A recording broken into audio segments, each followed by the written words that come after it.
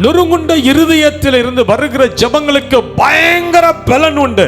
நீங்க சாதாரணமா ஜெபிப்பதை பார்க்கலாம், அழுது புலம்பி ஜெபம் பண்ணி பாருங்க, எவ்வளவு வல்லமை இருக்குது அந்த ஜெபத்துல. எபிரேயர் 5:7 அதை தான் சொல்லுகிறது. இயேசுவினுடைய ஜெபம் எப்படி இருந்தது? பலத்த சத்தத்தோடு கண்ணீரோடு வேண்டுதல் செய்தார். இயேசுவினுடைய இருதயம், ஆண்டவருடைய இருதயம் உடைந்திருந்தது. அவரால் கண்ட்ரோல் பண்ண முடியல.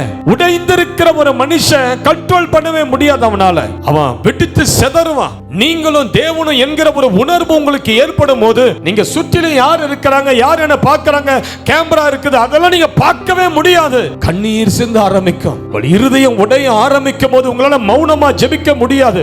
உங்கள் நாகரிகத்தெல்லாம் உங்களால அப்படியே நாகரிகமெல்லாம் உங்களால இருக்க முடியாது. அந்த நேரத்தில் மன கிளேசத்தில் இருக்கிறவங்க எப்படி அடக்க முடியும் சிஸ்டர்? வீட்டில் அரிசியை ஒரு குக்கர்ல போட்டு, ஏய் குக்கரு, விசில் அடிக்காத அந்த அரிசியை வெந்து கொடு செய்யமா குக்கரு, சொல்லுங்க. குக்கரால முடியவே முடியாது. அது 2 நிமிஷத்துக்கு 2 நிமிஷம் அடிச்சுக்கிட்டே தான் இருக்கும். ஹாஸ்பிட்டல்ல பிரசவ வேதனையில இருக்கிறவங்கள கதறாம பிள்ளைய பெத்து கொடுக்க சொல்லுங்க.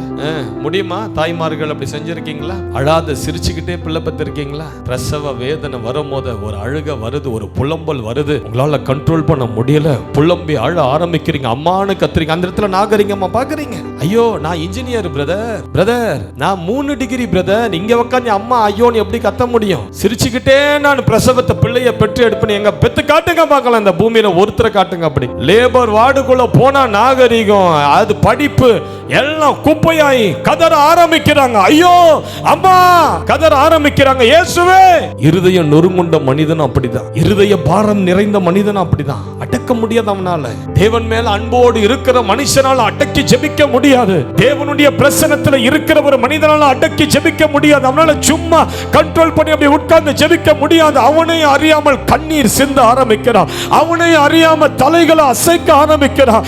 வாயை திறந்து புலம்ப ஆரம்பிக்கிறான். கைகளை உயர்த்தி கதற ஆரம்பிக்கிறான். நொறுங்குண்ட ஆவி. கெத்செமனே தோட்டத்தில் இயேசு அப்படித்தான் ஜெபித்தார். பிரசவ வேதனையை போன்ற ஒரு வேதனை, தேவனுடைய சித்தத்தை நிறைவேற்ற ஒரு வேதனை. லூக்கா 22:44 சொல்கிறது, அவர் மிகவும் வியாகுலப்பட்டு அதிக ஊக்கத்தோடு ஜெபம் பண்ணினார். அவருடைய வேர்வை ரத்தத்தின் பெருந்துளிகளாய் தரையில விழுந்தது. இயேசுவின் முகம் எப்படி இருந்ததுன்னு பைபிள் சொல்லுது, திகழடைந்திருந்தது. அவருடைய இருதயம் மரணத்துக்கு ஏதுவான துக்கம் கொண்டிருந்தது. உள்ளம் வியாகுலத்தால் நிறைந்திருந்தது.